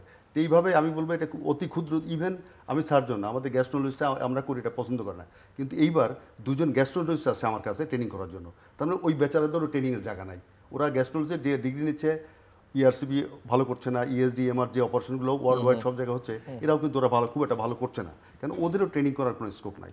তা আমি বলি ট্রেনিংটা খুব দরকার। আমার এখানে অনেক ট্যালেন্ট ছেলেপেলে আছে, অনেক স্কোপ আছে, পেশেন্ট আছে প্রচুর কাজ করার জন্য। আমি যত যে ইআরসিপি ধরেন 1 মাসে করি, সিঙ্গাপুর ওরা 1 বছরও করে না। আমি 1 মাসে 50-60 ইআরসিপি করি, ওদের সারা জীবনে সিরিজ যত 500 করছে, আমার হয়তো 8000 হয়ে গেছে। তো এরকম আমাদের বাল্ক অফ পেশেন্ট বা আমাদের এক্সপিরিয়েন্স ওদের থেকে ডেফিনেটলি অনেক বেশি। কিন্তু দুঃখ হচ্ছে যে আমরা এটা ট্রান্সমিট করতে পারছি না, আমাদের সিস্টেমটা পারমিট করে না শেখানোর জন্য। না আমার ব্যক্তিগত উদ্যোগে কয়টা সম্ভব না। তো এটা চাচ্ছি যে গভর্নমেন্টের তরফ থেকে একটা ভালো ইনস্টিটিউট করা উচিত, ট্রেনিং ইনস্টিটিউট বা একটা প্ল্যাটফর্ম। আমরা পার্টিসিপেট করি, নাইম যাবে, আমি যাব, সালমা যাবে, কিন্তু কাউকে তো একটা এই কাভারেজটা দিতে হবে, এটা আমাদের পক্ষে এত সম্ভব না। আমি যে জিনিসটা একটু এমফাসিস দেবো সেটা হলো যে আমরা তো আসলে মেডিকেল সার্ভিসে এদেশে প্রাইভেট সেক্টর এবং গভর্নমেন্ট সেক্টর দুটো পাশাপাশি কাজ করছে। আমরা জানি যে প্রাইভেট সেক্টর প্রায় 2/3 of the whole treatment private সেক্টরই দিচ্ছে এবং গভর্নমেন্ট সেক্টর হয়তো 1/3 দিচ্ছে। কিন্তু আমাদের যেই আফসোসটা সেটা হলো যে প্রাইভেট সেক্টরকে সবসময় ভুল বোঝা হয়, বিকজ প্রাইভেট সেক্টরের মানুষজন কিন্তু নিজেরা ইনভেস্ট করে তারপর সার্ভিসটা দেয়। আর গভর্নমেন্ট সেক্টরে বিনা পয়সায় যেটা হচ্ছে সেটাতেও কিন্তু গভর্নমেন্ট টাকা দিচ্ছে, সেই জিনিসটা কিন্তু আমাদের সাধারণ মানুষ, সেটাই আমি আজকে আপনার মাধ্যমে সেটাই মানুষকে জানাবো যে দেখুন, nothing is free in this world. Private sector যে টাকাটা নেয়, অনেকেই মনে করে আমরা শুধুমাত্র মানে হয় না যে টাকা ইনকামের জন্য, মানি মেকিংয়ের জন্যই হসপিটাল করেছি। It's not true. কারণ গত 35 বছর যাবৎ আমি প্রাইভেট সেক্টরেই কাজ করছি এবং এদেশে ল্যাপারোস্কোপিক সার্জারি, নট অনলি এদেশে, এশিয়া প্যাসিফিকে ল্যাপারোস্কোপিক সার্জারি ডেভেলপমেন্টের জন্য আমি আমার এফোর্ট দিয়েছি। আপনি অ্যাওয়ার্ডের কথা বললেন, থ্যাঙ্কস গড যে ওরা সেটা রিকগনাইজ করেছে। কিন্তু এই প্রাইভেট সেক্টরের থেকে যে শুধু আমরা টাকা কামানোর জন্যই প্রাইভেট হসপিটালগুলি তৈরি হয়েছে তা না। এই জন্যই আমি বলবো যে প্রাইভেট সেক্টরের সাথেও কিন্তু গভর্নমেন্ট সেক্টর খুব সুন্দরভাবে একটি মানে লিয়াজও মেনটেন করে কিন্তু এই কাজগুলো যদি করে, এই ট্রেনিংয়ে কিন্তু প্রাইভেট গভর্নমেন্ট বলে কোনো কথা নেই। যে কথাটা তো একটু আগে বলছিলেন যে যারা সকালবেলা গভর্নমেন্ট সেক্টরে কাজ করে, যেমন সালমা, তুমি সকালবেলা গভর্নমেন্ট সেক্টরে কাজ করে বিকালবেলা তুমি প্রাইভেট সেক্টরে কাজ করছো, প্র্যাকটিস করছো। তো আমাদের দেশেই তো সেই নিয়ম। সুতরাং প্রাইভেট এবং গভর্নমেন্টকে আলাদা করে দেখার কোনো স্কোপ নাই। হ্যাঁ, যেটা বারবারই সালমা বললো যে হ্যাঁ, ভালো খারাপ তো সব জায়গাতেই আছে। আমাদের এখানে যে প্র্যাকটিসে কিছু ম্যাল প্র্যাকটিস বলে তো একটা কথা আছে, কেউ যে করছে না তা না, সেটাকে অবশ্যই আমরা নিন্দা করি এবং সেটা অবশ্যই করা উচিত না। সেটা করলে সেটার জন্য শাস্তিযোগ্য অপরাধ, সেটা শাস্তি হতেই হবে। কিন্তু তারপরে আমি বলবো যে গভর্নমেন্টেরই রোল এটা, প্রাইভেটও কিন্তু গভর্নমেন্টের বাইরে কিছু না।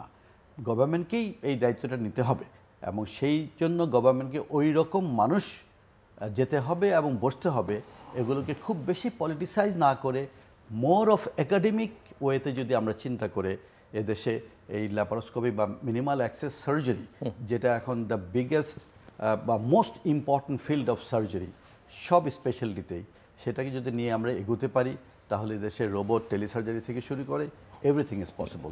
But we need a liaison between private and government sectors. So শেষ মুহূর্তে আমরা ক্লোজিং রিমার্কস 1 মিনিট করে প্রত্যেকে। না, থ্যাংক ইউ আমাদেরকে ইনভাইট করার জন্য।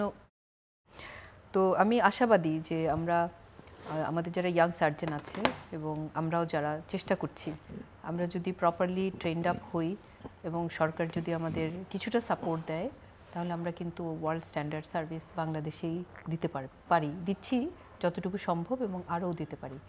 এবং এন্ডোল্যাপারোস্কোপিক সার্জারি সম্পর্কে আমি বলবো, আসলে এটা সময়ের একটা দাবি, যেটা বলে যে পৃথিবী যেভাবে এগিয়ে যাচ্ছে সেটার সাথে তাল মিলিয়ে চলার ইচ্ছা আমাদের আছে এবং আমরা অবশ্যই সেটা চলতে চাই। এই বিষয়ে আমি আসলে গভর্নমেন্ট ডক্টর হিসেবে গভর্নমেন্টের একটা বিশাল সাপোর্ট আশা করছি। প্রফেসর আলম, আপনাকে ধন্যবাদ। আপনার মাধ্যমে আমরা কিছু কথা, আমি আমাকে ধন্যবাদ দেওয়ার জন্য আপনাদেরকে ধন্যবাদ দিচ্ছি যে আপনার মাধ্যমে আমরা অন্তত আমাদের জনগণের কাছে কিছুটা মেসেজ পৌঁছাতে পারলাম, আমাদের লিমিটেশনটা আমরা জানাতে পারলাম যে আমরা চেষ্টা করা সত্ত্বেও হচ্ছে না। তাই এখানে যেটা হচ্ছে যে বারবার বলছি যে গভর্নমেন্ট সাপোর্ট দরকার। 1-2 করে যদি বলি, তাহলে একটা কনফারেন্সে যে আমি ম্যাক্সিমাম আমার লাইফে আমি অ্যাচিভ করেছি, সেই কনফারেন্সে আমাদের ছেলেরা কোনো ছুটি পায় না। আমি যখন কনফারেন্সে গেলাম না, আমি বাইরে স্পিকার এখানে কাজ করাবো, গভর্নমেন্ট তাকে পারমিশন দেয় না। তার এখানে কাজ করার জন্য পারমিশন নিতে হয়তো আমার 1 মাস ঘুরতে হবে বিভিন্ন মন্ত্রণালয় বিরুদ্ধে। এই যে কতগুলো ব্যারিয়ার আমাদের জন্য আছে। একটা ছেলে যখন একটা বাইরে পেপার প্রেজেন্ট করে, ওর পেপারটা প্রেজেন্ট করার জন্য তাকে যেতে দেওয়া উচিত, তাকে কিন্তু কনভিন্স সহ যেতে দেওয়া উচিত, ছুটি দেওয়া উচিত, তারপরেও দেওয়া হয় না। তো এই ধরনের কতগুলো ব্যারিয়ার যেগুলো আছে, যেগুলো আমলাতান্ত্রিক বলেন আর যাই বলেন, আমি তখন চাকরি করি না, আমার আমলারও ভয় নাই। তো এই যে কতগুলো ব্যারিয়ার যে আমাদের চলে আসছে বিভিন্ন সময় থেকে, এগুলো যদি আমরা ওভারকাম করতে পারি, তাহলে বোধহয় আমাদের ছেলেপেলে অনেক ট্যালেন্টেড এবং আমাদের এখানে ম্যাটেরিয়ালস অনেক বেশি আছে মানে কাজ করার জন্য। এরা যদি একটু প্রপার ট্রেনিং বা এক্সপোজার, বাইরের এক্সপোজার, তাহলে আমাদের দেশে বাইরে আর যাওয়ার দরকার হবে না। কিন্তু আজকে যদি রোবট না আসে, আপনি দেখবেন এই রোবটের জন্য 2 বছর পরে কিন্তু একটা ফ্লো আবার শুরু হয়ে গেছে বাইরে যাওয়ার। আমরা যে ফ্লোটা এতদিন ঠেকাতে পেরেছি বোধহয় পারবো না, আমাদের রোবট নাই। আমি একটা জিনিস শুধু বলি যে বাঙালির হাত কিন্তু খুব ভালো। স্কিল যদি বলেন, ফিঙ্গার স্কিল, বাঙালি এবং বাংলাদেশি যেটাই বলেন, আমাদের এই this part of the world they are very very good. সুতরাং আমাদেরকে শুধুমাত্র সুযোগ করে দিতে হবে আমাদের ইয়াং সার্জনদের। আমি দেখি যে চাইনিজ বা জাপানিজ, আমি জাপানে পড়াশোনা করেছি, চাইনিজ জাপানিজ ওনাদের যে সার্জিক্যাল হ্যান্ড, তার তুলনায় আমি আমার ইয়াং জেনারেশন বাংলাদেশি সার্জনদের অনেক অনেক বেটার হ্যান্ড আমি পাই। শুধুমাত্র তাদের দরকার সুযোগ। এইবার আমরা ওয়ার্ল্ড কংগ্রেস অফ এন্ডোস্কোপিক সার্জারিতে যে 100-150 জন নিয়ে 160 জনের মতো আমরা নিয়ে যেতে পেরেছি, সেটা আমাদের বিরাট সাকসেস। এবং I thank you very much যে এটার পরপরই আজকে আমাদেরকে কিছু কথা বলার একটা সুযোগ আপনি দিয়েছেন আমাদেরকে। যে আমি বিশ্বাস করি যে এ ধরনের কংগ্রেসগুলোতে যদি আমাদের ছেলেরা যায়, এবং আমি শিওর যারা ফিরে এসছে তারা কিন্তু একটা ডিফারেন্ট মাইন্ডসেট নিয়ে ফিরে এসছে, এবং তারা জানবে যে পৃথিবীতে কি ঘটছে এবং আমাদের কি ঘটানো উচিত। ধন্যবাদ আপনাকে এবং দর্শকদের। অনুষ্ঠানের শেষ প্রান্তে আমরা সামাজিক যোগাযোগ মাধ্যম ফেসবুক, এক্স এবং ইউটিউবে রীতিমাত্র লাইভ স্ট্রিম হচ্ছে, আপনারা দেখতে পারেন। টেলিভিশনের পর্দায় দেখতে না পারলে যে কোনো সময় যে কোনো স্থান থেকে ইউটিউবে রীতিমাত্র চ্যানেলটি সাবস্ক্রাইব করেই পর্ব বা পুরোনো পর্বগুলো আপনারা দেখতে পারেন। প্রফেসর ডক্টর সর্দার নাইম, প্রফেসর সালমান সুলতান এবং প্রফেসর ডক্টর তাহিদুল আলম, অসংখ্য ধন্যবাদ এই আলোচনা অংশ নেওয়ার জন্য। দর্শক, আমরা কথা বলছিলাম সার্জারির নানা দিক নিয়ে এবং আমার অতিথিরা খুব বেশি চাহিদা নেই, তারা অনেকখানি বাংলাদেশকে এই খাতে এগিয়ে নিয়ে এসছেন এবং অন্যদের চাইতে আমরা কোন কোন জায়গায় এগিয়ে, কোথায় কোথায় পিছিয়ে, সেই আলোচনাটা এসে সবচেয়ে সমস্যার জায়গা সেটা হচ্ছে যে সরকারের দিক থেকে যে সাপোর্টটা পাওয়া উচিত, পলিসি সাপোর্টটা, সেটা অধিকাংশ ক্ষেত্রেই অনুপস্থিত বা পাওয়া যায় না। এবং এই আলোচনা আমরা প্রায়শই করি যে অনেক স্কলারশিপ বিদেশ থেকে আসে, আমরা দেখি যে সেগুলো বাংলাদেশ থেকে কাউকে পাঠানো হয় না, অনেক ক্ষেত্রেই সেগুলো হয় না। আবার এটাও দেখি আমরা যে অনেক স্কলারশিপ আসে সরকারিভাবে, যেগুলোতে এমন লোককে পাঠানো হয় যে একদিন পরে রিটায়ারমেন্টে যাবে। এই চিত্র আমরা কয়েকদিন আগে বেশ কয়েকটা খবরে পড়েছি। কিন্তু এই যে বিভিন্ন সোসাইটি সার্জনদের বা চিকিৎসকদের, তারা নিজস্ব উদ্যোগ নিয়ে অনেক কাজ করছেন, দেশের ভেতরে বাইরে অনেককে নিয়ে যাচ্ছেন, ট্রেনিং দিচ্ছেন। কিন্তু এই সব জায়গায় যেটা সমস্যা হয়ে দাঁড়ায় যে সহযোগে কেউ যদি কোনো কিছু করতে চান, সেখানেও যে সরকারি বা আমলাতন্ত্রের যে বাধা, সেগুলো ওনারা তুলে আনবার চেষ্টা করেছেন। তো সব মিলিয়ে যেটা মূল কথা হচ্ছে যে আমাদের পোটেনশিয়াল আছে, সম্ভাবনা আছে, সেটাকে কাজে লাগাতে হলে আসলে সরকারের নীতি সহায়তা ছাড়া, সেটা সম্ভব নয়। এবং পাবলিক প্রাইভেট পার্টনারশিপের প্রসঙ্গটাও আলোচনার মধ্যে এসছে, কিন্তু প্রযুক্তি যে জায়গায় যাচ্ছে সেখানে আসলে ব্যক্তি উদ্যোক্তাদের পক্ষে সব কিছু নিয়ে আসা বা শুরু করা সম্ভব নয়। সরকার এখানে সহায়তা দিলে এবং প্রাইভেট সেক্টরের সঙ্গে যৌথভাবে যদি কাজ করে, আমরা পৃথিবীর অন্যান্য দেশের সঙ্গে তাল মিলিয়ে আমাদের যা প্রয়োজন সেটা সমাধান করবার চেষ্টা করতে পারি বা সেই সমস্যার সমাধান আমরা করতে পারি। দর্শক মণ্ডলী, আমাদের সঙ্গে থাকবার জন্য অসংখ্য ধন্যবাদ। আপনাদের সবার জন্য শুভকামনা।